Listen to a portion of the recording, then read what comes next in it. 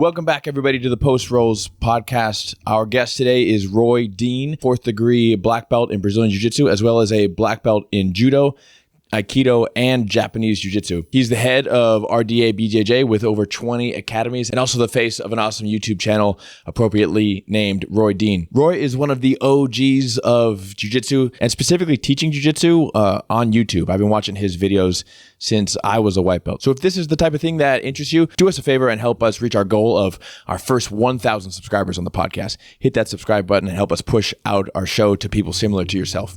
With that being said, let's get into it. Welcome to the Post Rolls podcast. Kidding me? You can't Niba? So you pretty much flow with the goal. I come to the right place then.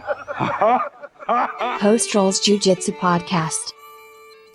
And welcome back to the Post Rolls podcast, where we roll and then afterwards we chat. And we're here. I'm Miles. This is Nick. And we're here with the mean lean, the Roy Dean, internet YouTube superstar. It's our honor to have you here, sir. Thank you so much for being here. I appreciate the invitation. Yes.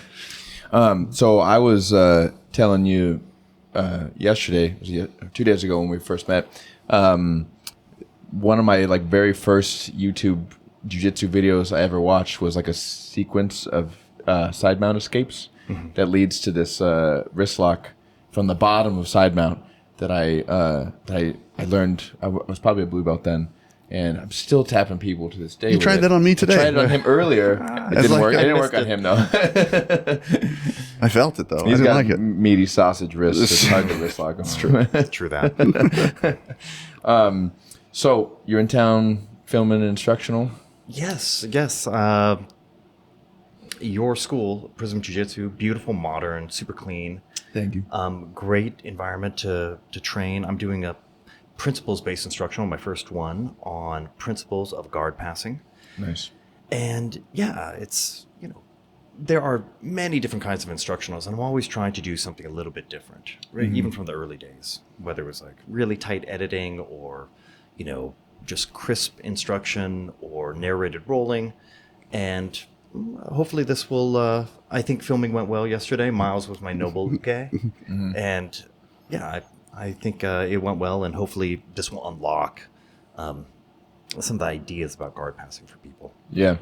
I think that one of the things that you do really well in the videos that I watch, which is something that is needed today, because I feel that there is an epidemic of over-explainers and people using big fancy words to kind of up their... True that. You know what I mean?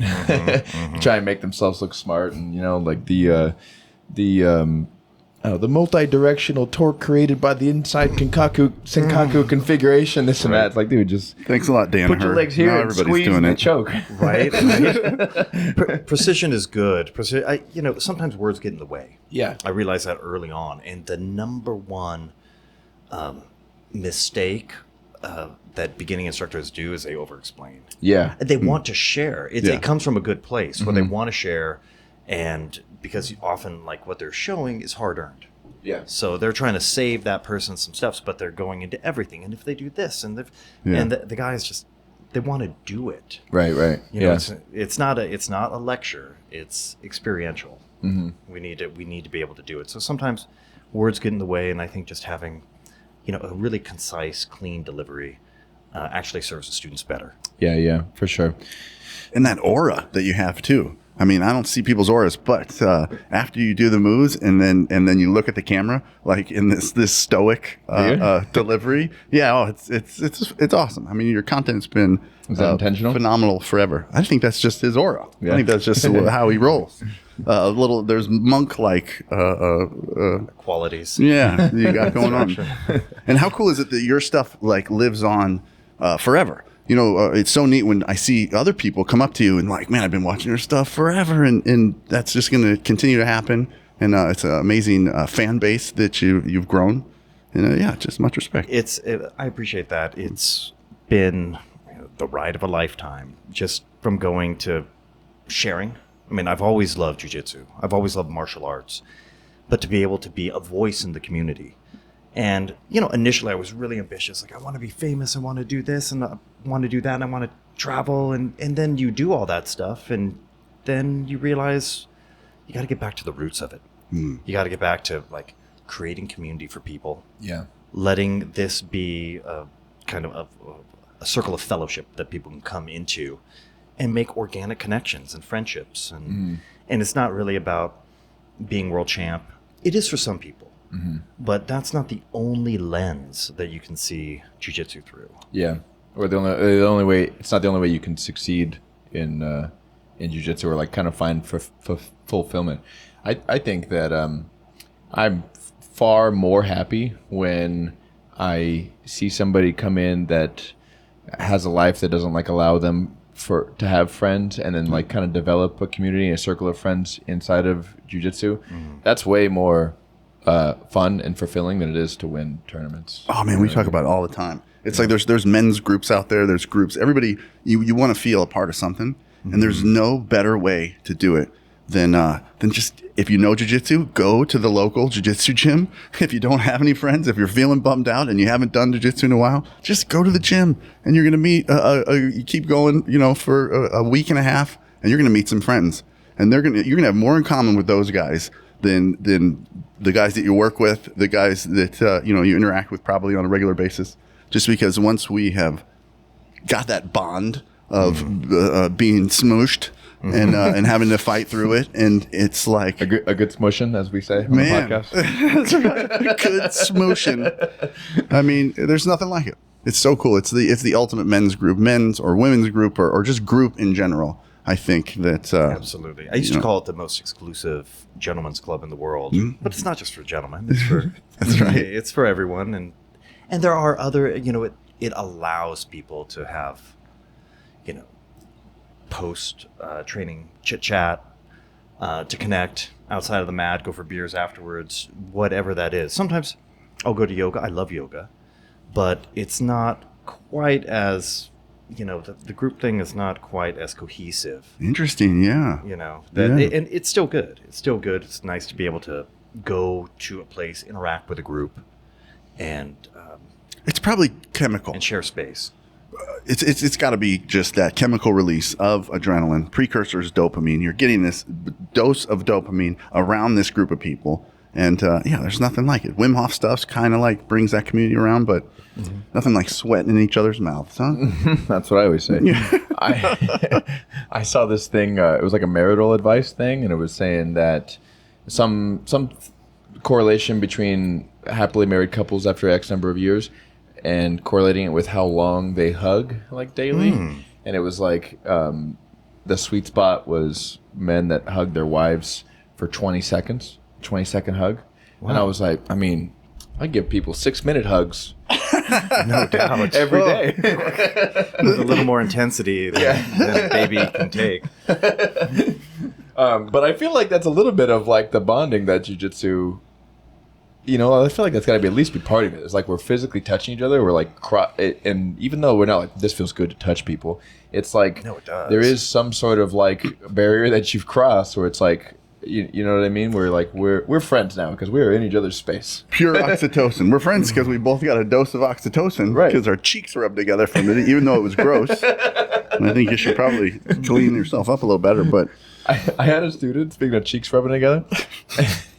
I had a yes, student I like that- where this is going. I had a student that told me, he's like, dude, what I fucking hate when guys put their neck against my neck, like in jiu-jitsu, like say side mount where you're using your face as like as a block. Yeah. It's like, I hate when they put their bare neck against my neck and it's like all sweaty. I was like, dude, you're weird. Like that happens all the time. You better get over that quick, buddy.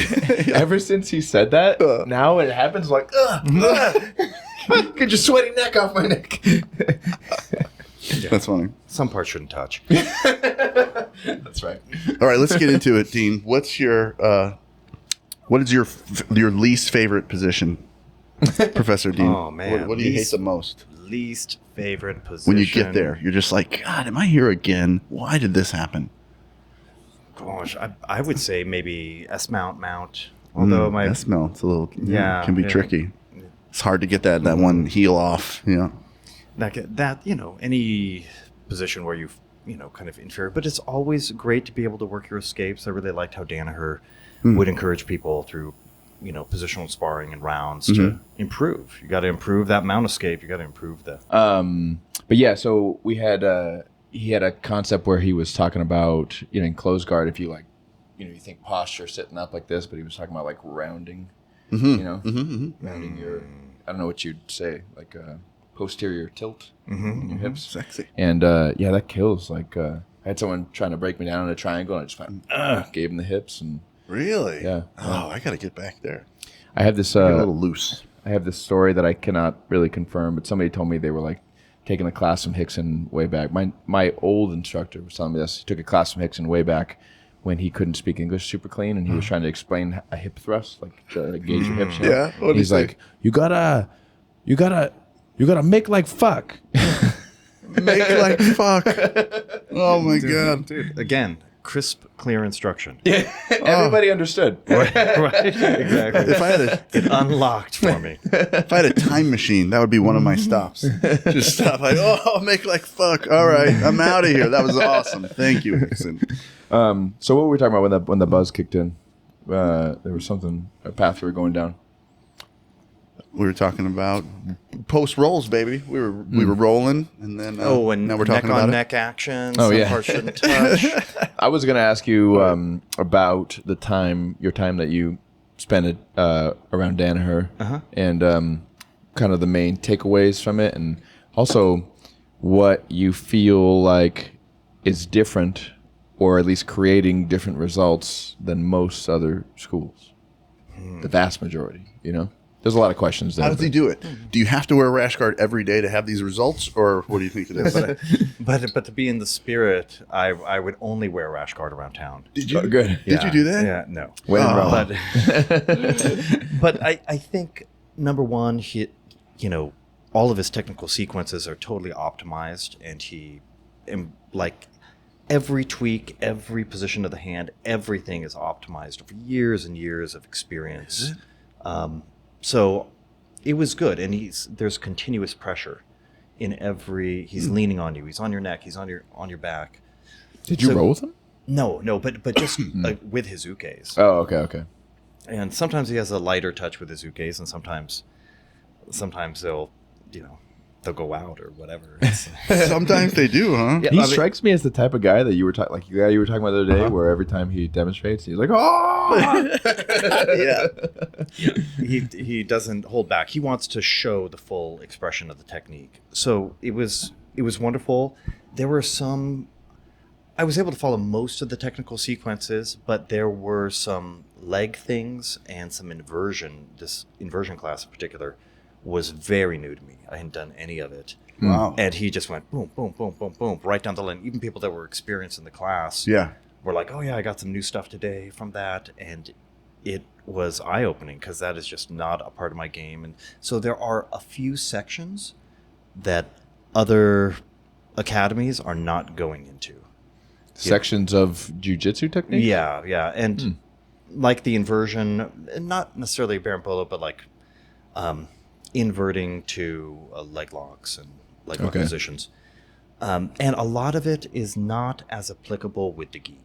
Yeah. Even if you allow heel hooks and all of that, there's just too much friction. Really? To be able to enter into some of Interesting. that stuff. So even though when I came back, I was, working on some of the lessons I had learned there, the inversion stuff didn't really apply. But I did improve my back triangle and that straitjacket system that he has. Definitely leaning more into, finishing the rear naked choke is always. I'm good at the short choke. I'm not good at the full locked in with both arms, but I'm pretty good with one arm. And he was like, no, keep going with the one arm.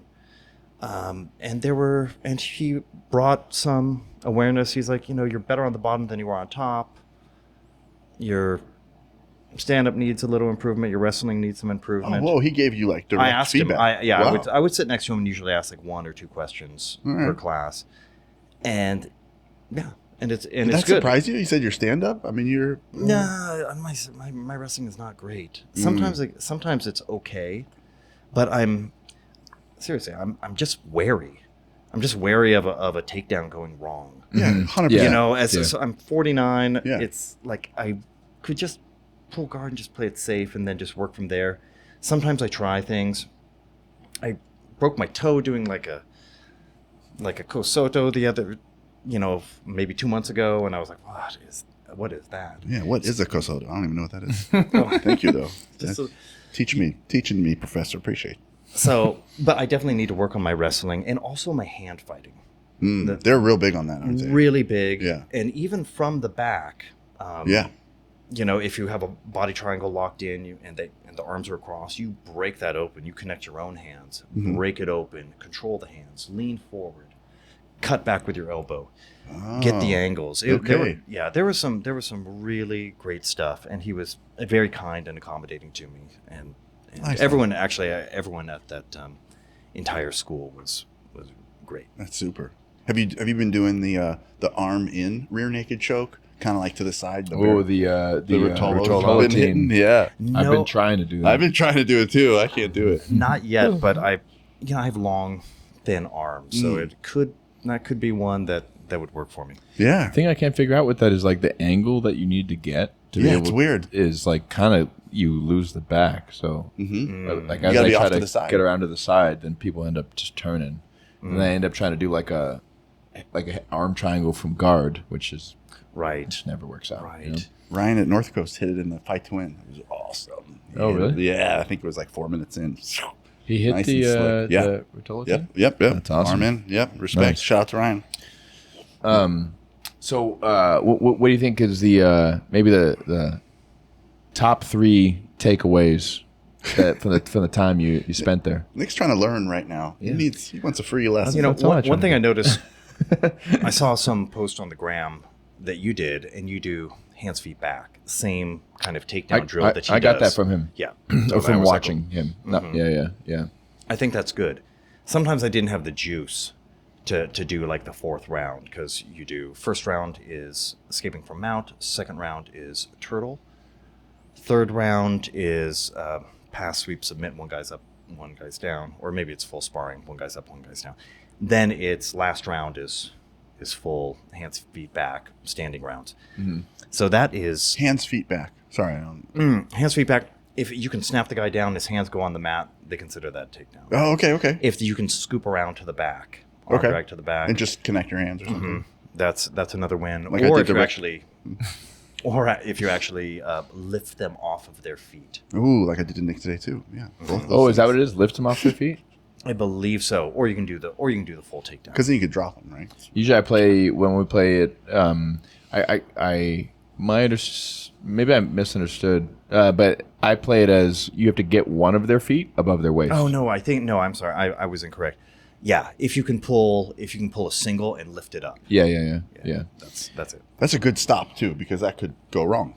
Well, what's cool So once about it it gets is there. that you can like practice. You can get 90% of like if you get someone's feet above their waist. Yeah. If you get behind them or you have their hands to the mat, you've pretty much taken them down. Totally, right? 100%. So you can really practice takedowns with much less impact. That's awesome. And like no scrambling. The thing I like about like Danaher's approach is he really has like a philosophical approach to jiu-jitsu, because it's like it's really thought out in the sense of like, okay, like what battles are we choosing, and like why are we choosing them, and like what is worth spending more time on than other things, you know? One of the things I like that he talks about is just like there's really only like 5 or 6 submissions that are like really even worth like fucking with, you know? It's rear naked choke, heel hook, triangle, armbar, guillotine, and then possibly Kimura, like depending on if you would, yeah. I remember him mocking an Americana. Yeah. He was like, "That never happens ever." He was like, "Why is anybody doing that?" I know, and I totally respect him, but I hit the Americana all the time. Jason Americana'd me the other day. I was like, you motherfucker. Who did? This happened to me in like 8 Jason years. got you? I love it, man. Well, you put yourself out there. He Americana'd me from like wild. inside half guard or something like Thick, that. dude. That's 2 fire I was like, hydrants. that's not supposed to Americana. work. From inside guard. Inside half guard. Your Oh my God. your bottom half. He was on top, I was on bottom, and he Americana'd. Americana. Dude, respect. Shout out to Jason, friend of the podcast. Yeah. Black belt professor. So that's cool. So do you do a lot of that, like traveling to other places to make videos, or what spurred that on? You know, there was a couple of things. I occasionally rent my place out, especially during Coachella. I live in, Palm Springs, Palm Desert area. And so that was a Coachella weekend. So it ended up getting rented out 2 weeks in a row. I was like, okay, I need to go somewhere. I imagine during Coachella, it's just like, God, I don't want to be in this city. It's I love Southern California, but I like being out in Palm Springs because it's pretty frictionless compared to LA or San Diego proper. It's there's a lot of friction. I kind of, after living in Bend, Oregon for many years, I just lost my big city driving tolerance. Yeah. And I can do it every now and then, but it's as a daily grind, it's not preferred. So I had 2.5 weeks to kill. I have a good friend out there, Joe Knutson, he's been he's been out there. He was a brown belt over at CVBJJ, and then he decided to just continue his studies under Danaher. Oh, cool. So that's how you got out there? Yeah. So, I was thinking about going, but then having a good friend that I know, and he's one of Danaher's preferred ukes. Oh, wow. So I was like, oh no, I got the in. Let me go. That's let me continue to explore. Yeah, go visit friends. Yeah. Yeah. So it was great, and we just made it a whole. It was fun. We went out to downtown. We hung out. We went to the comedy mothership. Oh, did you really? Yeah, that's cool. It was good. Oh, that was. Who did you see when you were down there? I can't remember the guy's name, but he was. I might be. I have a little souvenir in my bag here. It was okay. They had a variety of guys. They had some local people. Sure. It was like bam, bam, bam. Only one comedian sucked. And who was that? And he was some female girl, female who was just like, it was lewd, but it just wasn't clever. Was it? I like lewd, but but you got to make it clever. And the last guy, the main attraction, he brought this rage to which I thought was funny, but I think he was on stage a little too long. Sometimes people like the limelight, and that whether it's an older comedian or sometimes I've seen this with some martial arts instructors where they're just like the spotlight's on them, they don't want to give it up. Yeah, I've been there. Right. Yeah. Sometimes you got the mic. That's why you can't give everyone the mic. Yeah. Hey. How does a non-binary samurai kill people? Oh, I already know the answer. Oh, I think I sent it to you too, didn't I? No. Speaking of getting the mic, they slash them. They slash them. They slash them. Oh my god! Just like that. YouTube strike. Demonetized. All that money. Yeah, we've not been monetized. No commercials. This is commercial free. Speaking of which, guys, we have at the moment 98 subscribers. Please, 2 of you, fulfill our wildest dreams. We're working hard. Let us hit the 3 digits. Yeah, we're working hard over here. We got Roy Dean. He's got black belts in a dozen disciplines. Let's start at the top. You got I don't know about that. Brazilian Jiu Jitsu. You got Aikido. You got that's super neat. You've got Taekwondo. You said no.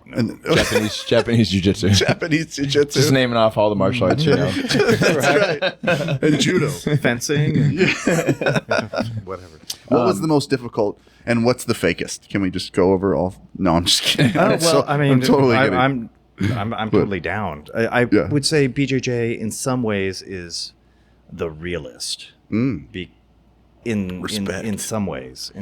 In other ways, it's getting more submission tournament oriented and removed from street self-defense. Right. But you can't deny, the power of a strong mountain arm lock or choke or whatever. It's totally the crucible of truth is right there in the heart of BJJ. How long did it take you? Sorry to interrupt, but how long did it take you to get your Aikido? Did you where was that in your journey? So I was sent to Japan as an exchange student when I was 16. Wow. Okay. And then they had me do Japanese art after school. Oh, he still likes it. Okay. So then I could do various things: Aikido, Kendo, Judo, and I was like, I'm going to do Judo, and they're like, it's very tough. I was like, I'm ready. I want to learn how to fight. So I did Judo for a year, and I did the tournament system. And then I amassed enough wins to receive my Shodan, or first degree black belt. Wow. Really? That's when legs were in play too. You could do Yeah, like but a little bit more nobody single did plays. that. Nobody did that. Oh, but it was legal, but you just didn't do it. Yeah, most people. I mean, it's just a couple core techniques. It's like Interesting. Osoto. Most people are doing Seonagi. Okay. And so the way it is, you're at a certain rank. You're like 5th Q, and then you have to beat a certain number of people in a tournament, and then you have to fight the people at 4th Q and beat a certain number of people at there. And it was pretty easy because I was tall. It was easy until 2nd Q. Then I got my ass kicked. Did you? I got my ass kicked in a tournament, and I went home to my host parents, and I didn't even. They were like, "How'd it go?" I was like, "I don't know about it." It's a judo loss is tough, right? I mean, like a hard throw, and And it's over so quickly, and you're like, Yeah. "No, I have more in me," but it doesn't matter. You lost. Oh, And because these guys at that point, they knew what they were doing. So there was a guy named Natsumi-san. Mr. Natsumi was a great judo player when he was in high school, and he was a member of my Rotary Club. And he went to go see me compete, and he saw me I got my ass kicked, and he's like, "Come here." So he started taking me, in addition to the judo class I had every day, 6 days a week at school. He would also take me to the community dojo in town. And then he got me into the private dojo of this guy named Igami Shoten, who was like a 6th degree black belt and former cop, and dude, just a fierce, thick man wow. with an unstoppable uchimata. And so with that supplementation, it like turned that corner again and had amassed enough wins. And then when I came back to the U.S., What an amazing experience. Yeah. I look back and I'm very grateful. Absolutely blessed. I mean, that's wild. You just sunk into just an incredible Yeah, and it place. shaped the whole trajectory of my life. Yeah. Yeah. And from that, knowing I've spent a year in Japan, from that I've done all kinds of crazy things. Like when I was 21, I went back to Alaska, did some judo. It wasn't great. It's not a huge community up there. But you went, Alaska. You were in Alaska. You grew up in Alaska. And then you went to Japan? It was a Rotary exchange program. Okay. And I felt that I needed to get outside of Alaska. I felt like, oh, there's a big world out there, and I didn't want to be confined. So I talked to my mom. She's like, oh, talk to one of your counselors. So I go to my high school counselor. I was like, I'm interested in maybe an exchange program. She said, oh, did you see the signs? They're doing interviews right now. In fact, she called them, and someone had just canceled their interview, and I slid in. Wow. Serendipitous. Meant to be, huh? Yeah. Something like that. Something. But that was that definitely changed the trajectory of my life. Because then when it was time to do a big gamble, like start a jiu-jitsu academy, I was like, well, I could do this for 1 year. Because you can do anything for 1 year. I can do anything You went to for a 1 country, year. you didn't speak the language, you got along, you figured it out. Still speak any Japanese Some. other than Kosoto? No. I mean, enough for a sushi restaurant, Oh, okay. but not really. Not. I would say it's no. Maybe some conversations. Yeah. Skoshidake, as it would say, just a little. But yeah, that's how I got into it. Where did judo. Aikido come into play? So then I ended up finishing up high school actually in Canada. I did a grade, at that time they had grade 13 But so you got your black belt in in judo, and I kept going Dang, with it. at like 18? Like, I was 17. dang. And Nobody's bullying you. I mean, but I only had a couple moves. That's the thing. I was Okay. really good at a couple motions. Yeah. I feel like I always tell students that's all you need. Right? Yeah. And when you believe in it Yeah. and Yeah. it's worked for you, it's like, okay, that's Yeah. My toughest opponents, they have 6 moves. Miles only has one sweep. He sweeps me every day. 10,000 times I use that sweep. I felt it as well. It's good. It's definitely Respect for this. So when I got back from Canada, I was 19 or 20, and I started getting into Aikido because Steven Seagal was really popular at the time. And I wanted to, I remember fighting larger judoka, and they're just like it's really hard to do anything against much bigger opponents. Oh, yeah. And I just didn't have the technical level to be able to to just get my way. So I was like, oh, the answer must be in another martial art. So I started doing Aikido up there.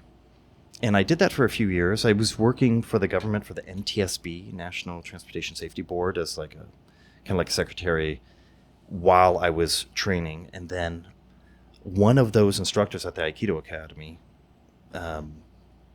he made a letter of recommendation to his Japanese Jiu Jitsu instructor. He's like, this guy's talented. I think he would be a good fit, because I was looking to become an uchideshi, which is a live-in student. And I had the opportunity to do that. They do it in a place called Iwama. They do it in Japan, where you can go and you can live. You live in the dojo, you clean it, you do all that, you do all the classes, and your level goes up. I mean, it's just the Keto Studio here too. Sunset. Yeah, exactly. Yeah, and I I few knew, living guys. Yeah. Yeah, really? yeah. Oh, yeah. Yeah, that's cool. that's how I met some of those guys. Were coming to one of my grappling classes, Oh, really? and then I met him, and I was like, oh, this is an incredible dojo. Oh my God! Sunset Cliffs Aikido in Ocean Beach. I'll be there in 2 weeks when this comes out, maybe a week. We're just using that space for breath work. I promised her. She knew the owner knew that I knew jiu-jitsu. She's like, "You're going to be teaching jiu-jitsu here?" I'm like, No. We're doing breath work here because your place is dope. And then we're taking the tubs outside. Pass out flyers to Prism Jiu-Jitsu, though. Right? Yeah. No, I will not. I will not ruin that. It's taken me a year and a half to talk her into letting me be there. It's good as long as people are moving on the mat. I mean, I'm not preferential to jiu-jitsu to get people to do it. I mean, if you want a higher level of martial truth, then I recommend it for those guys that are hungry for it. Yeah. So you lived in the Aikido Academy in Japan? Again? No. You This were is back in there? Monterey, California. Oh, nice. So I was living in Monterey, California. I moved in. It was a quasi-legal arrangement for me to be living there. And I had no shower. I was living in a loft. It was kind of rough. But I was so into it. And then I established a program, and I had like 50 some odd other uchideshi that did it after me. Wow. So I did that, and it was good. He was also a 4th degree black belt in Aikido, in addition to mastering the Aikido Jiu-Jitsu system. So then he kind of showed me the roots of Aikido, and it was called Seibukan Jiu-Jitsu, and it's a little bit controversial, but it's really a brilliant kind of Aikido Jiu-Jitsu system. Cool. And then he said, I really wanted to get my Shodan, because I had put a couple years into Aikido. I really wanted to get my 1st degree black belt in that. He said, the only way we can do it is through private lessons. And so I did some private lessons with him. He took me up to like the San Rafael Aikido retreat, which is a huge thing. And I did all the requirements, and then I tested with him, and I was his first black belt in Aikido. Wow. And that was an honor for me. And he's really an amazing martial artist. He's living in Japan now, but he married a Japanese woman, and Japanese. Of course. Yeah. But wait a minute. So Aikido, not Aikido. Yeah. Am I? AI. Yeah. AI. Aikido, like harmonious. I is harmonious. Ki, energy. Do, way. Okay. That's okay. That's Yeah. different. So and the Aikido, particularly, there's different styles, but with the Aikikai, it's very much about blending, big circles blending with the attacks. So that made it easy in jiu-jitsu, to be able to blend. A lot of people don't understand when to yield; they just grind it out. sure. There's Yeah, a couple of moment to heads yield. button. Yeah. But then if you only yield, then you don't know how to push. Yeah. So you have to know how to push. You got to know how to pull. You got to know how to block. How much actual live sparring was there in Aikido? None. They do something called randori, but it's different than judo randori. Okay. So they attack you, and you learn how to move off the line of attack and throw them. They're giving you like 75% of the momentum, and you're just adding to it. And so they're giving it to you. But in a real life situation, you have to trick the guy to give it to you.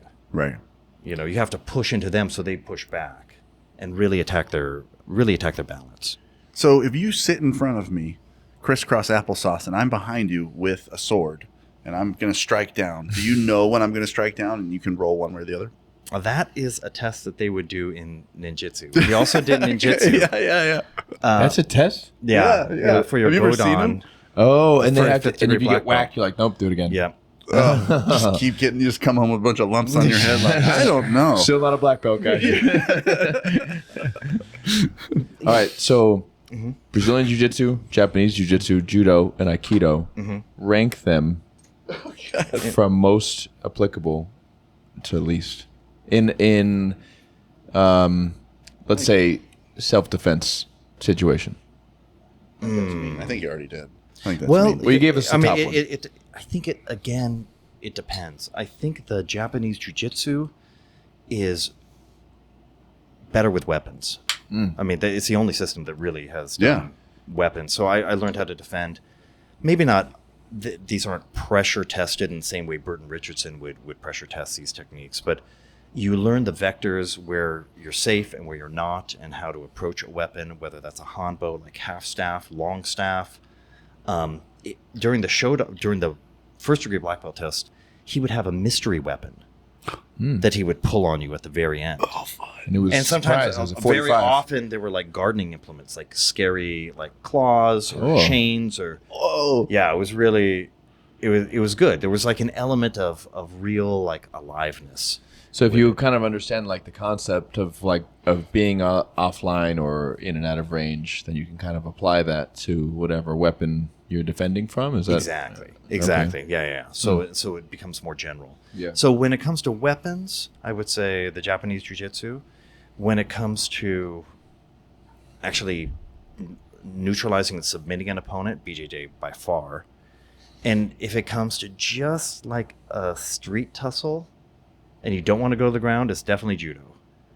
Because people have terrible balance in the real world. Real people, all it takes drunk is people. you grab them, you block Little their foot sweep foot. and Yeah, it doesn't even have to be a full sweep. You just Down they go. block like a prop. yeah. And they go down, or you just push, and then seonagi or sotogari, whatever. It's almost dangerous to, like, if you do an osoto and they hit their head on the concrete, that is bad. That could really it's be called bad. manslaughter is what that's called. Wow, that's a great answer. Wow, how I cool. will say this though, a while ago, somebody, long story short, wanted to get into a fight in my apartment complex. Oh no! It was Frank Shamrock. It was Frank Shamrock. He did. He used to lives live in my apartment complex.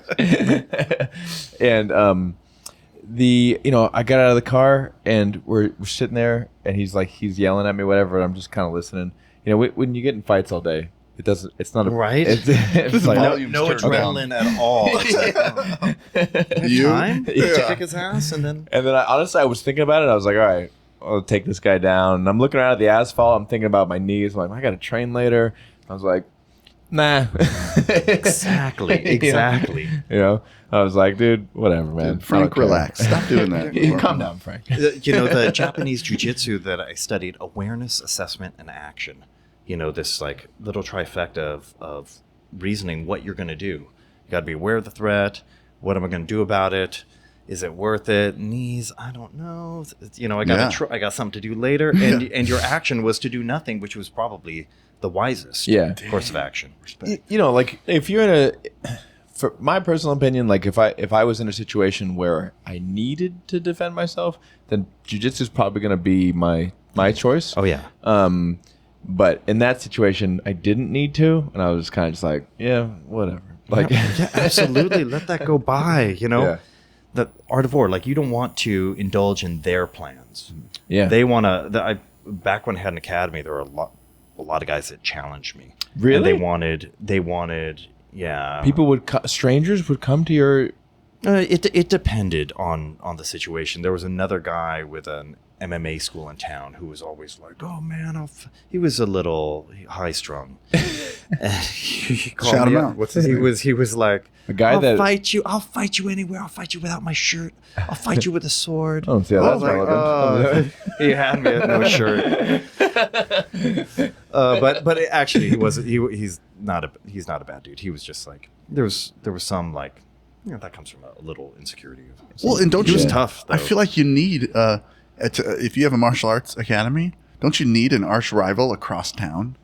Oh, there's Otherwise, how can they make a Netflix series about your Come on. exactly.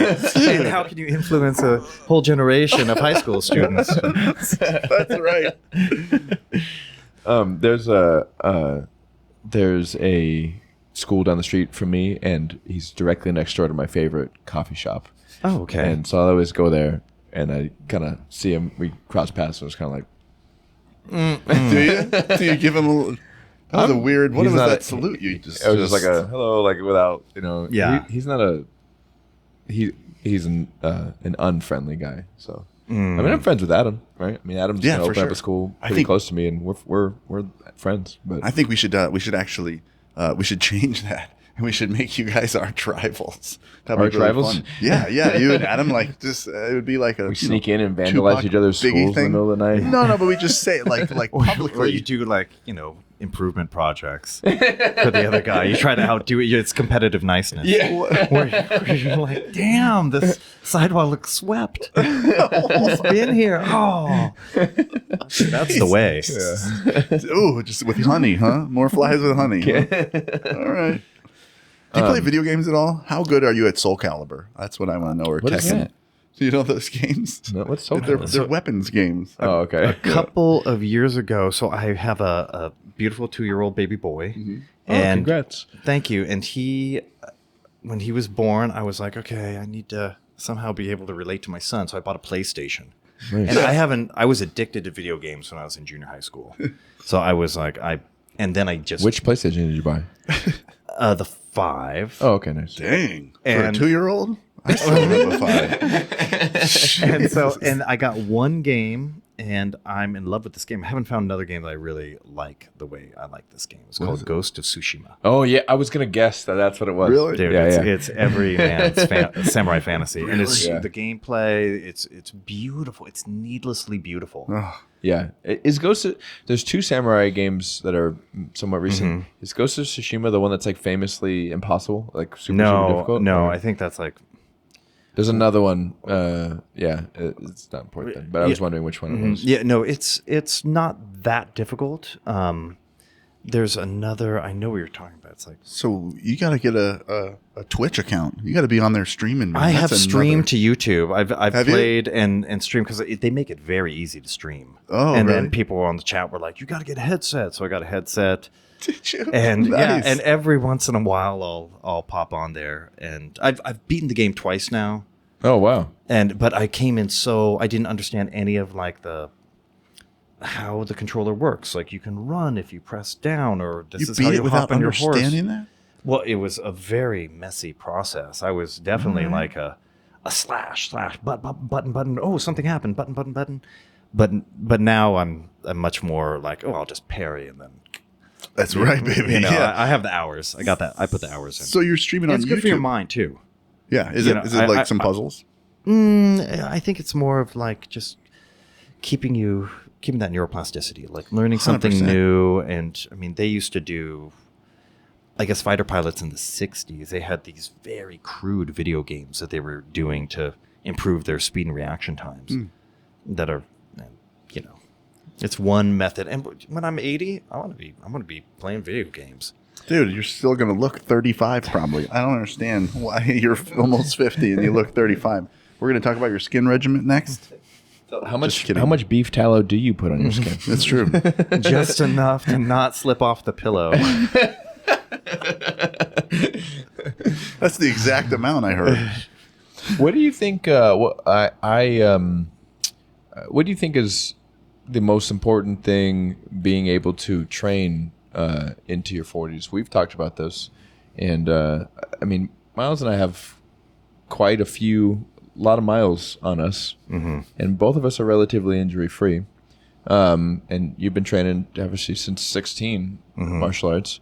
And you still feel good. Like, I mean, usually if someone has like a hitch when they're rolling, I can tell, you know what I mean? There's like a thing that they can't do. And, you know, so what's the secret sauce other than D-ball? It's called trend. Okay. No. No, it's not. Actually. Yeah, I mean, He's off. He has no juice. no, I don't do any of that supplementation. I just, Respect. Thank you. you know, I'm like, okay, I'll just do the long way. I'm just going to do it the long way. What's the long way? Just see how bad it gets. I don't know. The long way is if I don't go down the performance strength path, then I'll be forced to find creative solutions that don't involve strength. Because, I'll be forced to. You're hurting Nick's heart right now, just so you know. It's all good. Everybody does what they need to do to be competitive. But it's, for me, I think getting into Ashtanga yoga when I was about 35. I think that made a difference. Cool.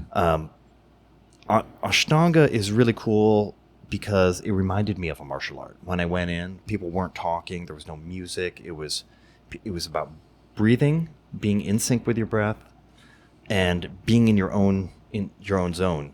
They have two different styles: a lead class where everyone does it together. It's a specific set of sequences at level 1, and then they have Mysore classes. Mysore was the area in India where he has his academy. And then you're kind of on your own time. The instructor will assist you, guide you, and you have 2 hours to do your thing. It is humbling. And I mean, you see women putting their hands behind their back in like prayer position, behind their back, and then they're bending over or leaning over, and you're like, that annoys me. I can't do that. Not and even you close. Can't even get near that. Right, Yeah. can't even wash that and spot. you see, I can't even remember I could wash my back. I can't put sunscreen there. It's awful. like, you see what the body is capable of, and also like the symmetry of it. You do the left side, you do the right side. So when you go and do Ashtanga, you are alerted to, I'm so tight on my left side. Oh Really? my God. And it evens you out. And the mental quality that you have at the end of it is just like equanimity. So when do you get a black belt in that? I am not an expert or a teacher in Ashtanga. That is a deep road, and for some reason I've always been a little bit resistant to learning like the Sanskrit and the Indian names Me to too. it. Why though? I'm not sure. I'm like, I only have so much room, maybe, Right. you know. Do you feel like you lose things? New stuff comes in, and then you lose a few Japanese words if you learn too much Sanskrit. That could be the case. and I still have to be able to order sushi. So That's right. So, kind of taking the path of least resistance when you're rolling, and yoga, and then tapping early. Okay. That's what I was going to ask. How choosy are you? Because when you do seminars all over, there was an awesome video. Craig Jones was out there doing seminars and just snapping people's knees because they weren't tapping in time because they were going at him hard. Yeah, and, yeah. And I totally get it. And I think that's why Keenan stopped traveling too, because he was just like, I'm sick of, it's Right? 30 dudes line up and they want to mash you. Absolutely. And the toughest guys wait till last. Yeah, they do, right? 100%. When you are weakened, that's when they want to pounce. And how about this? I've experienced this too, where they seem very nice when you're approaching. They're talking to you a little bit, and all of a sudden they're like face crank. And you're like, whoa, what? I'm like, it's gonna hurt to eat sandwiches for a week. You just bloodied my lip, and now I gotta hurt you real bad, and I don't feel good about that. Right? Yeah, Not into it. I don't roll at seminars. You ever, don't? You ever just- now. just I've cancel done it? that a few times. yeah. And it just gets weird. It gets weird. Like some guys are cool. Some Right. guys are super respectful. Sure. And it's fun. And it's like, oh yeah, that was great. Mm-hmm. But that's not everybody. Not everyone knows how to do that. And then it's not worth it. It is not It worth it. takes one guy I to will screw it roll all with up. the seminar host. Usually if I do a seminar. Yeah, that makes sense. That makes I sense. will do a private lesson with them and we'll go over whatever you want. If you want to roll, we can roll. That's totally cool. But at the seminar, I was in Holland, and one of the guys was like, let's roll. I want to roll with you. Yeah. You're not going to roll? And I was like, absolutely not. And there was Not with he was you. Especially he was not I think he was a with you, white belt. I think he was a white belt. And he was like, but he was Pure ready danger. to put it on. He was, yeah. put it all out there. And it's So did you roll? risk. I said, absolutely not. Did you give him the finger, or how did you just say? Oh no, I'm not rolling today. Is what I said. But then Bart had me roll with this 13-year-old kid who wanted to get promoted. He was like, "Hey, would you roll with this kid?" I was like, "I'll roll with the 13-year-old kid." Yeah, for sure. But when it's about self-protection, Yeah, and my ego has made some decisions in the past where I'm like, yeah, I'll go with that guy. And then I'm like, oh my God. And maybe you're losing and you're like, okay, I have to pull this out. Yeah. Sometimes when I was younger, I would you can pull from different energy sources. And if you're really like low on energy, you can turn to anger. And you can get a boost from anger. And I don't ever like going there. Yeah.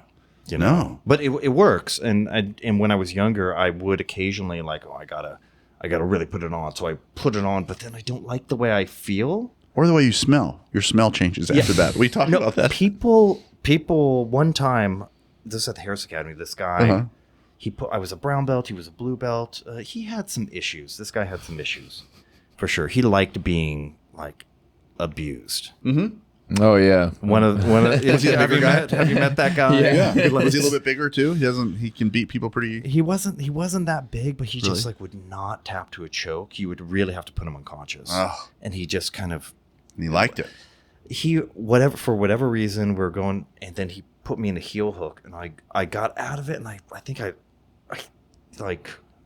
just feel it was anger and speed, and I slammed him a little bit, and the vibe in the whole room changed. Like they knew I was pissed, and I was like, I don't want that effect on people. Yeah. I don't want to go there personally. I don't like that. That's and no one really talks about that, but I want to be in a kind of empowering, zone. Have you ever do you ever feel like there's some people that they can come at me and like give me their best and roll hard with me, because I like to roll hard with certain people, and then so like some people, they can roll hard with me and I'm like, yeah, this is fun, and there's other people that roll hard with me and I'm like, how dare you? And I don't know, right? Yeah. I don't know what it is that like, but like You have a couple. because you have those a couple other of those people- students. I think that how dare you people may not have the level know of control. one. Like you don't trust them as much with you're going too fast. You're gonna break things. Yeah. I feel like there has to be a relationship first. And now that I'm saying out loud, I feel like, like you said, there's a trust element because of our personal relationship. Because like I know like they don't have ill intent on their hard rolling. They're just trying to train good and like show me their best. You know what I mean? Yeah, absolutely. Yeah. And then other people are just like, dude, I don't know you. Can't just start, rubbing your neck on my neck. Oh, I'm trying to do that every time now. Feel his neck.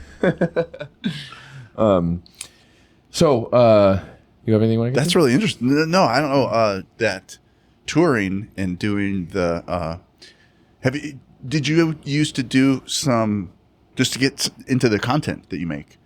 So the black belt rolls. Oh, yeah. Yeah. And you used to narrate rolls too. I mean, that's to me that's my favorite content ever. Have you ever narrated a roll? Have you ever seen Keenan narrate the roll live? He does it out loud. He does it afterwards. He's done it afterwards, right? Oh, I did see that video where he was doing it like, and now I'm taking this Kimura. It's so funny. And the people like look at the camera like, what? Like you're doing this? Have you ever tried that? No, it seems a little disrespectful. demeaning. Yeah, it does. It's a little disrespectful for sure. Super fun though. What's the story behind the like the black belt crucibles and? Oh, that's a great question. So this is. All of us. Sorry, before you tell Sure. people the story behind it, tell people what it is, because So these black belt demonstrations I have on YouTube, or black belt exams, are not really exams in the traditional sense. They are an opportunity that I afford my students, really just my affiliates, if they want to have a moment captured in time where they can demonstrate their jiu-jitsu skills and get a snapshot of where they were, and share that with their friends and family and training partners. I give them an opportunity to do that. Wow. So and this is heavily influenced not only by Mr. Harris, who developed like formal curricula over years. People would go to him. He was traveling through Europe, and they were like, "Oh, am I ready for my blue belt?"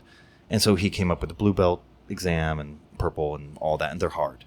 These are difficult tests.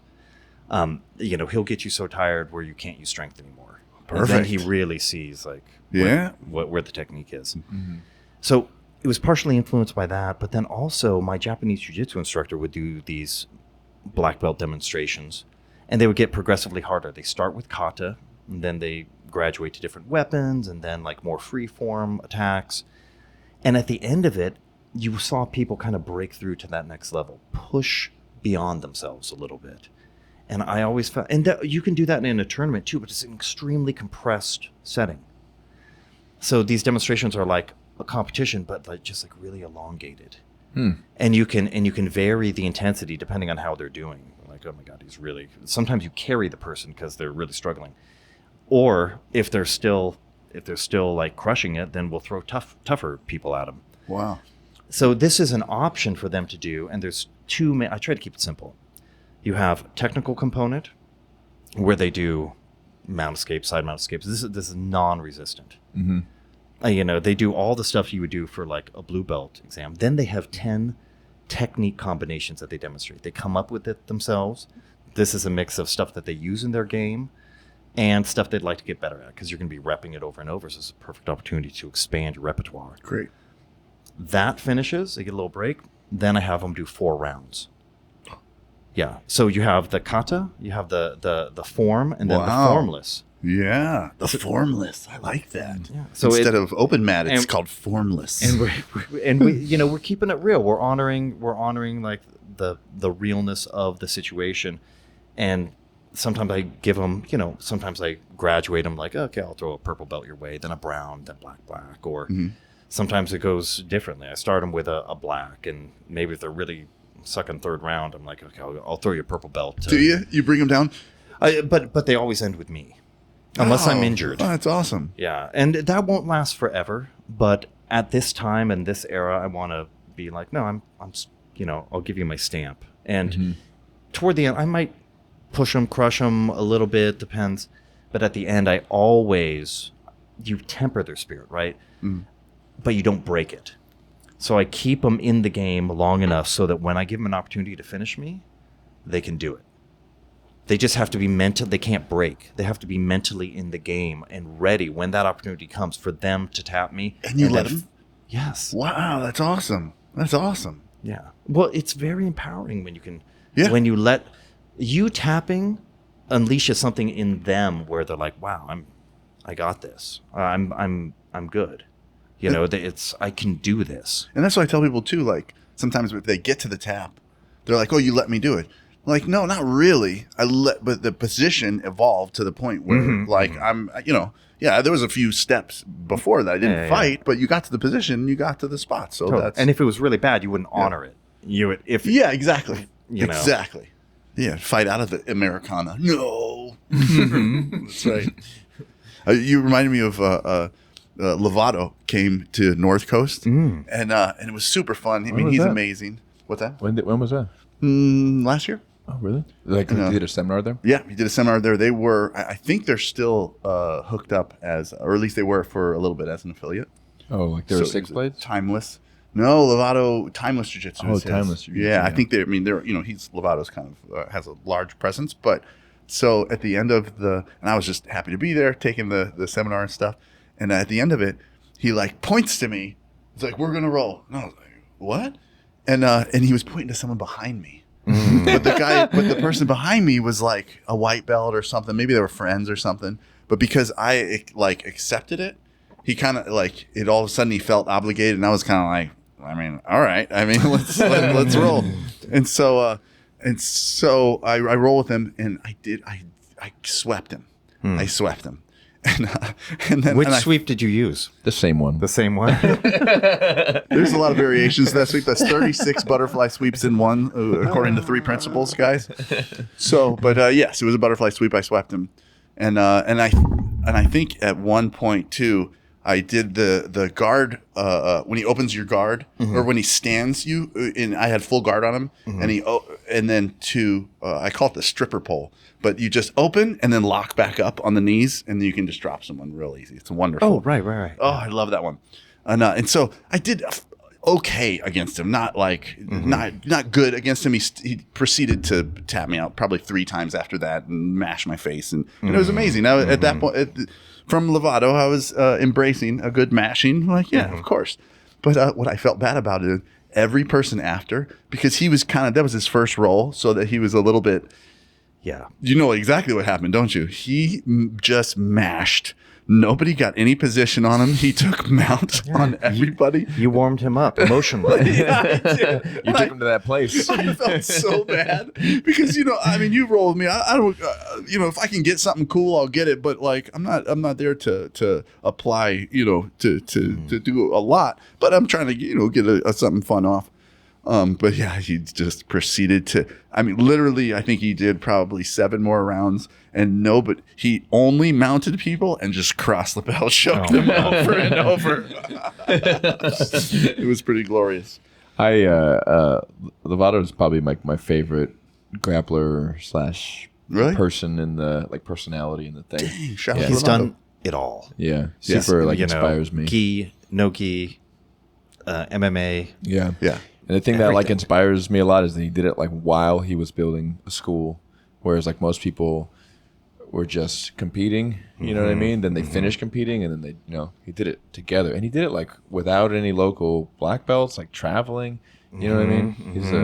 He's cool. Yeah, definitely. American too. You think he was American. a Brazilian? American. He's probably the greatest American grappler of our generation. Just like I think Alvao is the greatest Brazilian grappler of his generation. Okay. Yeah. Who's next? Who are the up and comers that you see? Do you watch competition jiu-jitsu? A bit. Yeah. Some less gi stuff now. Really? More What are your thoughts on CJI?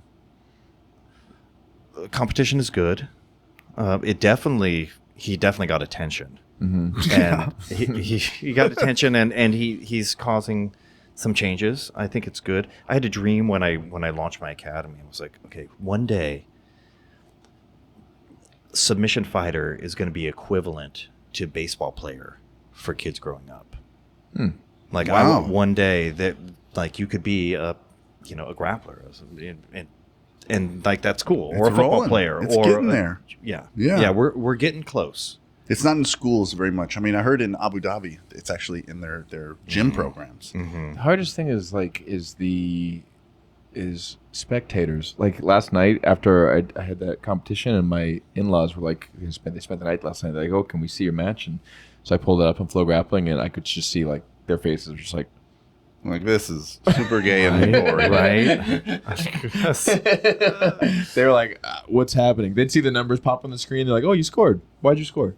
Right. You got to explain it. Here, come down to the ground. I'll show you.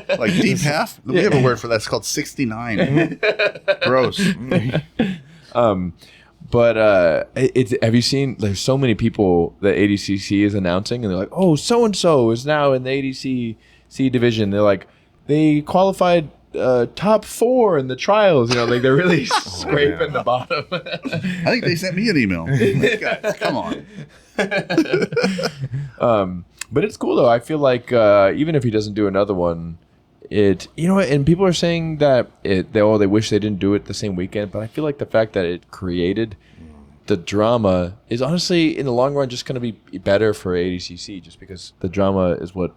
If he did it a different weekend, then people would just going to be like, "Oh, Craig Jones has a tournament." Right. Yeah. It was like, "Oh, he's starting a tournament. Cool." You know what I mean? There's a lot of money, but doing it in direct competition made the whole thing.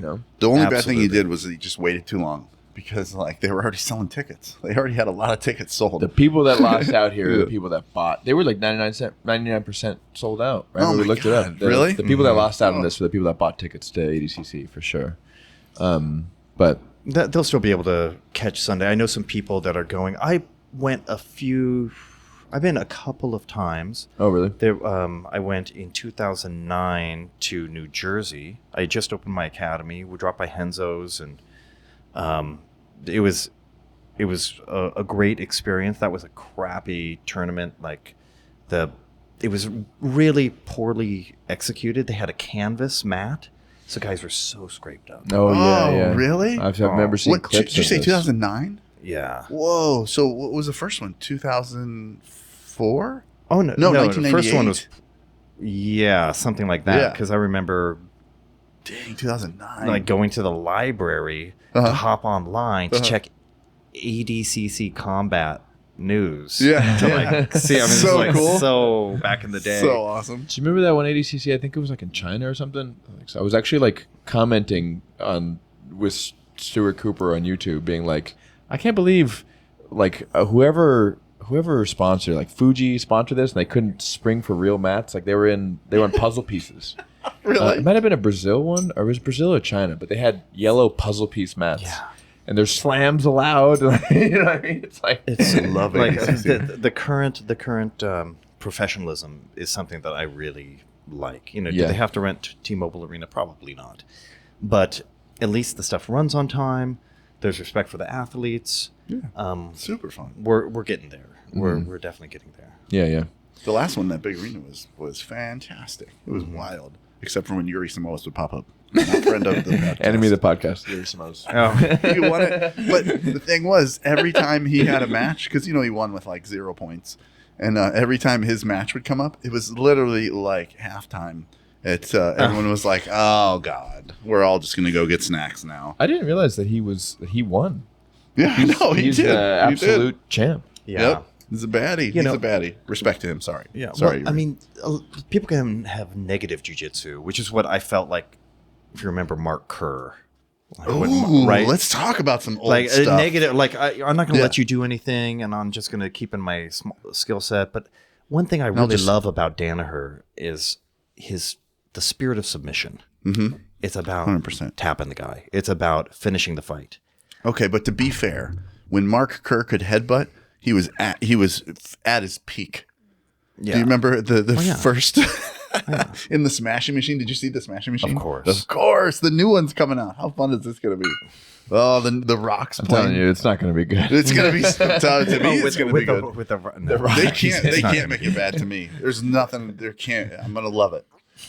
The Rock's gonna like pull up in some muscle car and jump it off, launch it off of a bridge. right Please onto do that. another building or something. It's like, He's going to go headbutt 3 people into oblivion. Have you seen? I don't remember which one of these Fast and the Furious movies was, but it was the last one that I ever watched because he was like in a fight and The then Rock. something exploded so that there was like they were on a parking structure and something exploded so there was a crack in the parking structure and he stomped on it to get the thousands of tons of concrete to like collapse. Just his foot stomp. Bah, and the whole parking structure fell The apart. smashing machine. That's why he got the gig. Is the smashing machine. those are action comedies. Yeah. but I can't get into it. Well, the real smashing machine, the documentary, was not a comedy at all. It was a documentary, the first one. Yeah, you haven't seen it. No, never. Yeah, Oh, it was it's so cool. I think it was on HBO, and it was great. I really got a lot of respect for Mark Kerr when, I think he was in a doctor's office or something, and he had some injuries, and then Yeah. this woman was looking at him, and he started explaining in very sophisticated terms about professional athlete, and she's like, explain what he did, and she's like, well, I'm worried about you. He's like, ma'am, you should be concerned. I'm concerned. Oh, I'm such a super fan of his. I loved his. His was anti-jiu-jitsu. I remember. Do you remember Hickson talking about seeing Mark Kerr, and then and he got Hoxton in the garage after the matches that he saw Mark Kerr. This was when Mark Kerr was in Pride, I think, when he was wearing the red and before he like froze with those red and white shorts. But it was like right before that, and he went over the positions of Mark Kerr's with Hoxton to make sure that he would be able to perform against him. Like defend It's an the amazing story. headbutt or whatever. Well, you couldn't headbutt in Pride at that point, but Oh, really? yeah. But this was This was Mark Kerr's first. He was 21 years old when he did his first with zero experience, and then he realized he could headbutt the guy. And there's a great video of him fighting the last guy, which I think that's what Hickson fought. That last guy. That was a famous guy that lost to Mark Kerr in his first battle, and he was just headbutting him into oblivion. Fabio Chagel, right? Oh, you remember? And he was blocking the headbutts while he was talking to the ref. Like, are you sure we can headbutt right now? And he's just eating headbutts. I know, I got excited. Headbutting really excites me for some reason. I don't know if you're a Ninja Scroll fan, but the OG. Oh, Ninja Scroll is like the greatest Japanese anime that there ever was. And it was 20 years ahead of its time, but a lot of headbutting in that. Effective tactic. It is. That's street fight stuff, and it's good. But I've morphed away. When I was younger, I was all about, okay, I need to be able to defend myself, fight. But then all that has just dropped, and I'm much more about just spreading the message of jiu-jitsu, movement, community, just all the stuff that Kano and those educational innovators. That resonates much more with me now.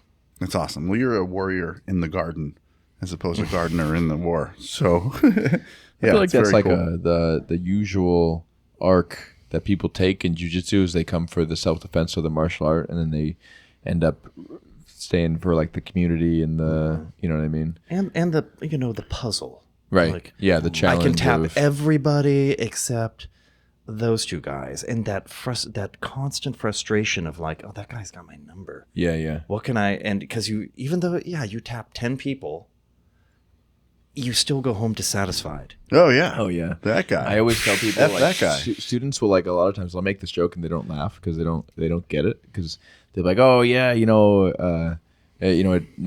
it feels like my jiu-jitsu sucks. It always feels like it. Yeah, I keep getting better. It still feels like you suck. And I'm like, that never stops. I still feel that way, And they look at me kind of like, what? I feel that way about you too. Yeah.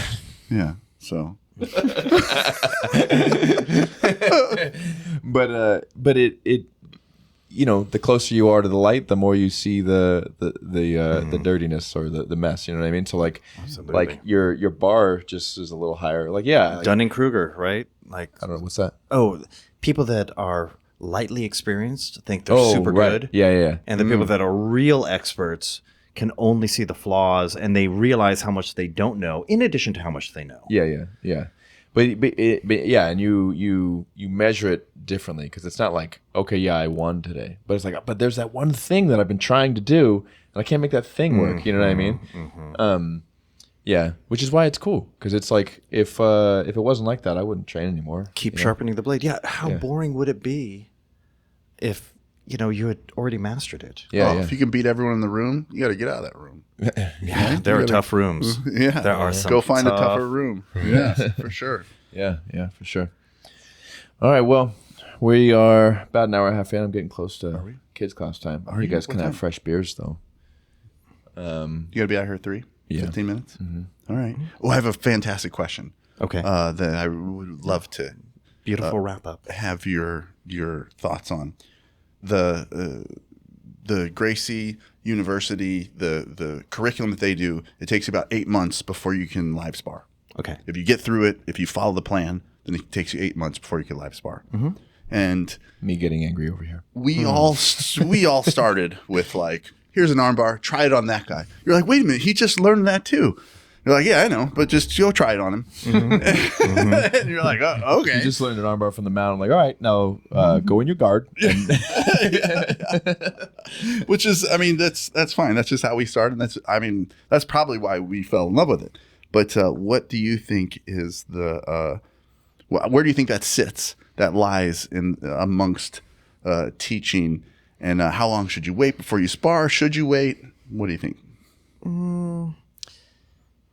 I don't think it's wrong to have people wait. And I've experimented with different things when I had my academy. I was like, okay, don't spar the first 2 classes. Don't spar the first month. Okay. But people want to spar. People want to spar right away because it's fun, even Super if they fun. don't know anything. The adrenaline dump. I mean, jiu-jitsu is always fun. Whether it's pure adrenaline or a technical chess match, it's always good. I think it's cool to build people,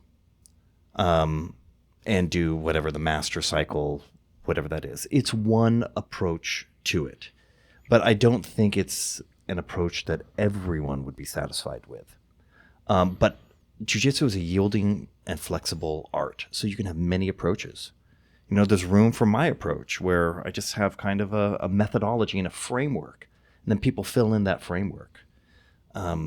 I think that being no-gi oriented is great. Yeah, it's another approach. Or more self-defense oriented, like Gracie Jiu-Jitsu. there's room for all of it. I just don't want people to get narrow-minded about an approach that they don't like. It's okay. Sometimes arts are feeders, right? It's a feeder martial art. I never mock Taekwondo because it has introduced so many people to martial arts, and then they want, hey, I want a higher level of martial truth. Let me do this. And I want a more complete fighting system. Let me do that. So one can lead to the other, where if a lot of people, if they just get dropped into MMA, they're not into it at all. Yeah. Well, it's really about the instructor too. I think Taekwondo, a good Taekwondo instructor is amazing for teaching people, discipline and teaching people the things. I mean, it doesn't really matter the martial art. It really is more important, like the leadership, I think.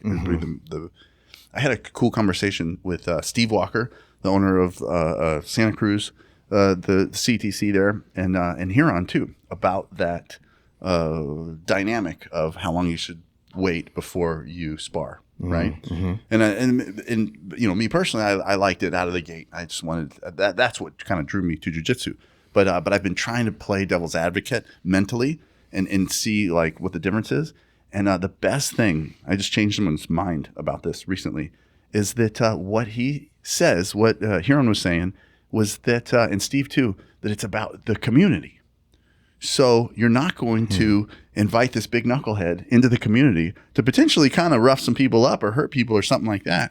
And so the dedication to the community, essentially for those 8 months, you are dedicating yourself to the community. You're meeting the people. You're making some friends. You're doing this stuff. And I thought it really opened up my eyes to it, that like if the community is the number one thing to you, then of course making this person absolutely frothing to like, man, I cannot wait to spar. Like I got 4 months left or whatever. And you're protecting your community from some guy who has no allegiance. He comes in, he just wants to see who's the toughest guy. He has nothing to lose and no loyalty. And you have to, as a studio owner, you have to protect against guys like that, because there are all kinds of guys with all different motives. Yeah. I guess I feel better about it now, the way you explain that. It's pretty cool when you think about it like that, right? The thing that I don't understand, and I know that I'm wrong about this because it's been proven, but I don't understand how I'm wrong, is let's go. If I went to a school as a beginner and I learned a few moves and they were like, okay, now sit here and watch, I'd be like, well, I didn't have any fun today. This was nothing. You know what I mean? I didn't barely even sweat, but obviously I'm in the minority, because like they talked about Henner talked about when they were like bumping a ceiling of students. It was like 200-300 students, so they couldn't get past. And then when they implemented that no rolling, they exploded to like 700 or 800 students. So apparently it appealed to more people than it didn't appeal to. Well, and you wouldn't it wouldn't happen like the way you were saying. So you would do the class, and the class is over, and there isn't sparring for that class. So you wouldn't be sitting there watching everybody spar. Oh, so they were like the beginners were in their own beginners class, right? 100%. And there's a break. To the sparring. It's class. Different time completely. You don't even get to come in the doors that day. You know what I mean? Okay, it's like so you're not just sitting there on the edge like, no, you get off the mat, Nick. You just came today. It's first day. Yeah. You know what I am going to roll out that I was stole / inspired by, depending how you look at it, from Legion, is I'm going to do my own version of that like 5-week beginner course. I love that. Where like as new people come in, what they do is like the new students don't just like jump into a class. They have like a graduating class every 8 weeks of like 20 or so beginners, and they go through the same curriculum. 10 lessons. And it's made specifically for, because the hard thing is like, because I always think about that, what you talked about with, you came into a class, someone taught you an armbar from the mountain, and then they go, all right, now start on your knees and wrestle. You know what I mean? Yeah. It's like, well, what am I supposed to do with an armbar? Yeah. Let's go, baby. That's what I came for. Yeah. But, it's, you can't keep teaching day one stuff, even if it's a beginner's class. Like, there are a few things that I feel like if a new person signed up and I could just give them privates for a few lessons, I would teach, like, there's a few things that everybody would need to know, but they're pretty easy to grasp. So I don't want to keep teaching it in the class because everybody's got it. You know what I mean? Kind of like how you were talking about, it's just more like concepts and framework. They don't, especially beginners don't necessarily benefit too much from like, here's the steps to doing a leg drag pass or something like that. You know what I mean? Right. Just like, hey, get past the feet, clear the knees out of your way, and then try to get to the head and shoulders and pin the shoulders. You know what I mean? Or something along those lines. But so, anyways, yeah, I'm gonna roll that out, and because I think that I think it's awesome because I can't tell you how many times I've rolled with like 2 month in people, like because I'll roll with anybody, right? Like we can go to open mats and stuff, and I'm like, do you know what to do right now when we're starting? Like I'm sitting there on their knees or something like that. I'm like, yeah, but hey, what do you have something you like to do right now? And they're like, no, I don't. I'm like, I know you don't. That's fine. Here, let's just start exactly when you start rolling on this goofy position that's not combative. Let me just, here's an option. Pin the, Give them options, coach them through it. Yeah. Guide them, be their guide. In a similar way, I would not let white belts compete. They couldn't compete until they were blue belt. Some people nice. because I feel like that white belt, you either don't have enough game, or you can meet up with people that have a lot of game. Right. Like, oh yeah, I was a D1 wrestler. yeah. But I just feel like, or I was the captain of my country's judo team. Yeah. But I'm a white belt. Right, yeah, right. Totally. And you gotta, in many ways, protect your students from some of the worst sandbaggers in the world are in that division. And I would, along those lines, I would say that from white to brown, if you did win anything, keep it off social media, guys. Nobody cares. White to brown, just if you black belt stuff we care about. But come on, guys, what are you doing out there? We're not proud of you. Moms are proud of you. That's right. Send it to your mom. Keep it off your Instagram. Nobody cares. You're a champion at white belt. Okay, white belt. Yeah, I've seen it. Post your posts. Don't let Miles hate on you guys. Yeah, totally. You can be proud. I know. I'm just kidding, guys. But I'm not proud of you. But everybody else is. I do like 3 or 4 stripes on the white belt, depending, because really white belt is a little bit of a roll of the dice. Like it's a little bit of like a crapshoot / like who's a better athlete competition. Assuming you don't get that D1 wrestler that's still getting the white belt, which that'll happen for sure. Especially if you're a white belt in a no-gi competition, you'll get like the pro MMA fighter that's just never got a blue belt for some reason. Right. Yeah. Usually we'll do that because it is a roll of the dice, because you definitely don't have a complete game and they also don't have a complete game, and it's just going to be luck of the draw how your blank spots match up with their blank spots. You know what I mean? 100%. And like where did you happen to land in that position that you're like, oh, I like this one. You know what I mean? Right. Or did you land in the position where you're like, I've never seen this before. Yeah, and you're not going to figure it out on the mat in that match. Right. Yeah. All right, guys. Well, I gotta wrap it up. How can people check out your course that you put out? You're going to be putting out? Yeah, you can just go to roydeanacademy.com. I have digital downloads there. If you want to go to my main site, roydean.com, gives a little bit of my background, and BJJ Fanatics, all these places. I even have stuff on Amazon. Check it out if you'd like. I'm happy to be an ambassador of the art, and I appreciate the invitation to be on the podcast. Yeah. Thanks for training. That was awesome. All right, guys. Like and subscribe. Do the whole thing. Post Rolls Podcast, YouTube, Spotify. Still not iTunes, but honestly, at this point, I'm probably not going to do it. Oh. So and if you made it this far, you can post your medals on. If you're not a black belt, you can post them on Instagram. That's right. If you've listened this far. You guys only. That's right. And tag us in there, and we'll be like, all right, respect. All right, guys. Thanks for listening. We're out.